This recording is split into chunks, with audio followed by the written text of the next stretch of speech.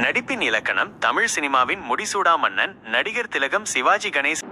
ஆரம்ப வாழ்க்கை மற்றும் திரைத்துறை பிரவேசம். விழுப்புரம் சின்னையா பிள்ளை கணேசன் என்ற இயற்பெயரை கொண்ட சிவாஜி கணேசன் அக்டோபர் 1, 1928 அன்று விழுப்புரத்தில் பிறந்தார். இளம் வயதிலேயே நாடகத்தின் மீது தீராத ஆர்வம் கொண்டிருந்தார். தனது 9வது வயதில் வீட்டை விட்டு வெளியேறி பல நாடக குழுக்களில் சேர்ந்து நடித்தார். அவர் நாடகங்களில் நடித்துக் கொண்டிருந்த போது பேரறிஞர் அண்ணா அவர்கள் சிவாஜி கண்ட இந்து ராஜ்யம் என்ற நாடகத்தில் சிவாஜி வேடத்தில் மிகச் சிறப்பாக நடித்ததால் சிவாஜி கணேசன் என்ற பட்டத்தை வழங்கினார். அதுவே அவரது நிரந்தர பெயராக நிலைத்தது. 1952ஆம் ஆண்டு பராசக்தி திரைப்படத்தின் மூலம் தமிழ் திரையுலகில் கால் பதித்தார். அப்படத்தில் அவர் பேசிய வசனங்கள், உடல் மொழி மற்றும் உணர்ச்சிபூர்வமான நடிப்பு அவரை ஒரே இரவில் நட்சத்திரமாக மாற்றியது.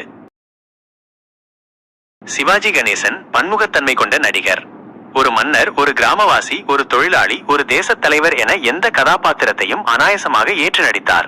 தனது குரல் ஏற்ற இறக்கங்கள், நுட்பமான முகபாவங்கள் மற்றும் உணர்ச்சி வெளிப்பாடுகள் மூலம் கதாபாத்திரங்களுக்கு உயிர் கொடுத்தார்.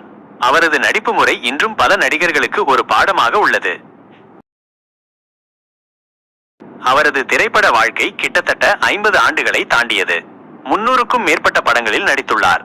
அவற்றில் சில குறிப்பிடத்தக்க திரைப்படங்கள்: பராசக்தி 1952, மனோகரா 1954, வீரபாண்டிய கட்டபொம்மன் 1959, பாசமலர் 1961, பாலும் பழமும் 1961, திருவிளையாடல் 1965, கர்ணன் 1964, வசந்த மாளிகை 1972, தேவர் மகன் 1992.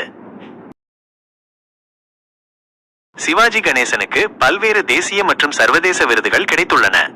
அவற்றுள் சில: செவாலியே விருது 1995ஆம் ஆண்டு பிரான்ஸ் அரசு அவருக்கு செவாலியே விருதை வழங்கி கௌரவித்தது. இந்த விருதை பெற்ற முதல் இந்திய நடிகர் இவர்தான்.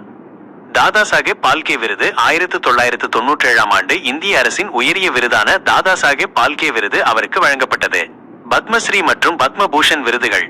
ஆப்பிரிக்க ஆசிய சர்வதேச திரைப்பட விழாவில் கெய்ரோ 1960 சிறந்த நடிகர் விருது.